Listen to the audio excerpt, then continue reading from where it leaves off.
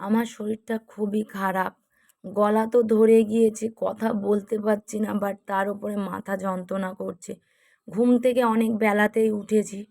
উঠে আমি উদ্দুরিটা ফেলে দিয়েছি। কারণ শরীরটা এত খারাপ, আর না হলে ফেলতে হবে সেই রাত 10টার পরে। দানের ভাত বাড়ার পরে উদ্দুরিটা ফেলতে হবে। তো আর বাড়িরও কাজ বাকি আছে, তো তার জন্য আমি উদ্দুরি ফেলে চান করে নিয়েছি।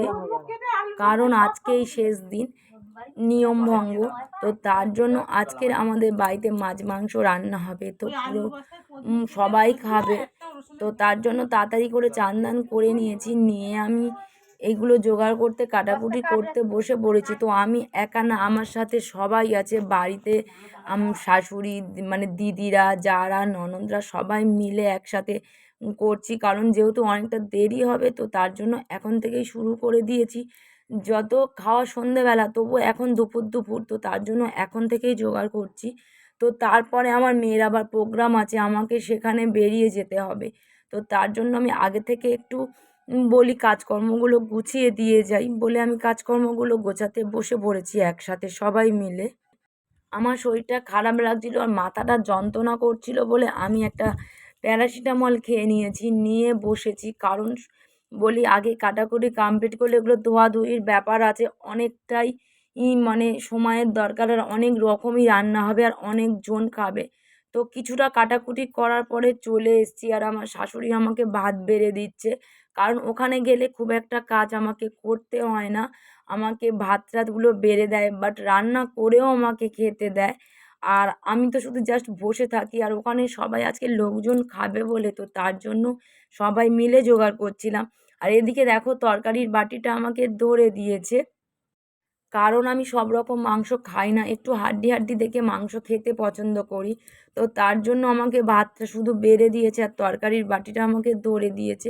বলছে তোর কোনটা ভালো লাগবে তুই সেটা তুই খা, খেয়ে রেখে যা, তারপরে আমরা খাবো, আমাদের কোনো ব্যাপার না। আর আমি আর আমার মেয়ে একটু হাড্ডি হাড্ডি পছন্দ করি, তো তার জন্য আমরা বেছেই খাই, তো তারপরে ওরা খায়। আর এদিকে খাওয়া দাওয়া করে চলে এসেছি, আর এদিকে মন্টু মাংস নিয়ে বসেছে, যেহেতু খাসির মাংস, লোম টোমগুলো বাছার বিষয় আছে, তো তার জন্য আমি সবে খেয়ে এসেছি। তো আমাকে বলল, বৌদি লোমগুলো বাছতে বসো, একা এত মাংস আমার দ্বারায় হবে না। কারণ যেহেতু 40-50 জনের মতনই খাবে, তো তার জন্য বললো যে বৌদি বসো আমার সাথে, হাতে হেল্প করো। আমি বললাম ঠিক আছে দাঁড়া, খেয়ে এসেছি কেমন হচ্ছে। যেহেতু শরীরটা ভালো নেই আর ভাত তো কদিন খাইনি, এটা সেটা খেয়ে আমাদের থাকতে হয়েছে, তো এখন সবে ভাতটা খেয়েছি, খেতে কেমন হচ্ছে। তো তার জন্য আবার লিমকা এনেছে, আমাকে বললো বৌদি তুমি লিমকাটা খেয়ে নাও। তো একটা ভাই এনে দিয়েছিল, তো আমরা 1 গ্লাস লিমকাটা খেয়েছি, খেয়ে একটু বলি বসি দাঁড়া, তারপরে তোর হাতে হেল্প করছি। কারণ এত মাথা যন্ত্রণা করছে আর আবার ঘুমও হয়নি। আমাদের ঘরটা এত গরম ধারণা করা যায় না। টানা রোদটা ঘরেতে পড়ে, যে একটু শান্তি মনে ঘুমাবো, তো সেটাও করতে পারিনি। কারণ ঘুমই কদিন হয়নি, তাই একটু জ্বরের ট্যাবলেটটা খেয়ে ভাবছিলাম যে যদি একটু শুয়ে পড়ি, 10 মিনিটও যদি একটু ঘুমাই তো ভালো হয়, শরীরটা একটু ছাড়ে। তার মধ্যে আবার মেয়েকে নাচ প্র্যাকটিস করাতে হবে, যেহেতু মেয়ের প্রোগ্রাম, তো আর একবার ড্রেস করানোর আগে একবার দেখে নেব যে কতটা কি করতে পারলো বা কতটা কি হলো। নাচ করবে ও, আর টেনশান হয় আমার যে ঠিকঠাক করতে পারলো তো স্টেজে উঠে, কতটা কি করলো না করলো, এটাই আমার ভয় লাগে। বাট যতই ও পারুক, তবুও আমার যেন খুবই টেনশান হয়, ওর থেকে বেশি টেনশানটা আমার হয়।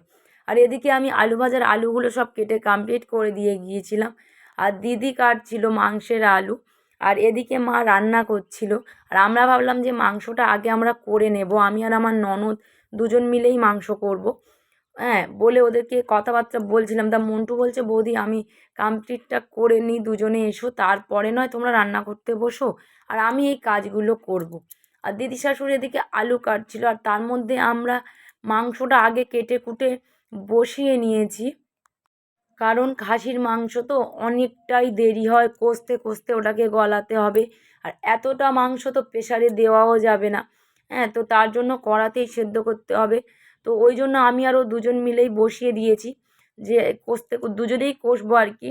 ও একটু রাঁধবে, আমি একটু রাঁধবো, এরকম করেই রান্না করতে হবে। কারণ একার দ্বারাই হবে না, এতটা মাংস ভালোভাবে না নাড়লে তলা ধরে যাবে। আর আমাকেও বেরোতে হবে। তো তার জন্য বলি চল তুই আর আমি আগে বসিয়ে দিই, তারপরে ওরা যা করে করুক, কারণ এখন অনেকগুলো আইটেম। আর এদিকে মা আমাদের মাংসের আলু ভেজে দিচ্ছিল, যাতে আমাদের খুব তাড়াতাড়ি হয়ে যায়। তো তার জন্য মা বলছিল যে তোমরা এইগুলো করো আর আমি এদিকে তোমাদের আলুটা ভেজে দিই বলে মা আলু ভাজছিল, আর এদিকে আমি আর আমার ননদ মাংসটা বসিয়ে নিচ্ছিলাম, কারণ যেহেতু দুটো পাকা, তো মাংসটা তো অনেকক্ষণ ধরেই সিদ্ধ করতে হবে আর অনেকটা টাইমের ব্যাপার আর অনেকটাই মানে সময়ও আছে। তো তার জন্য আগে আমরা আস্তে আস্তে করে মাংসটা রান্না করে নিচ্ছিলাম। মেনুতে ছিল আলু ভাজার ডাল, পুঁইশাক কুমড়ো মাছের মাথা দিয়ে তরকারি, আর হচ্ছে মাংসর তরকারি। তো তারপরে মাংসের আলুটা মা ভেজে দেওয়ার পরে শিলাদিকে ডাকা হলো, কারণ দিদি এসে আলুটা ভাজবে। তো একটু শুকনো ঝরঝরে করে ভাজতে হবে, বেশি এ করলে হবে না। তো তার জন্য মা বলল যে তুই বস, আমি মাংসের আলুটা ভেজে দিই, তো তারপরে তুই আলুটা ভাজবি, কারণ এদিকে আরও কাজকর্ম বাকি আছে।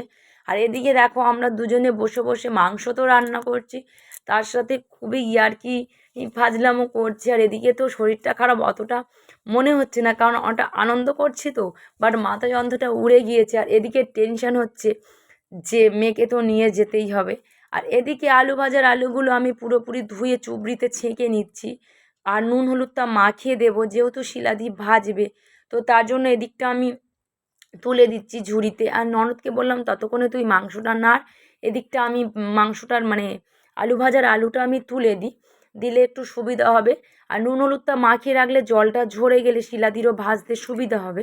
তা শিলাদি বলল যে নুন হলুদ মাখাবার কোনো দরকার নেই মৌমিতা, তুমি রেখে দাও, আমি নুন হলুদটা পরে মানে দিয়ে দেবো।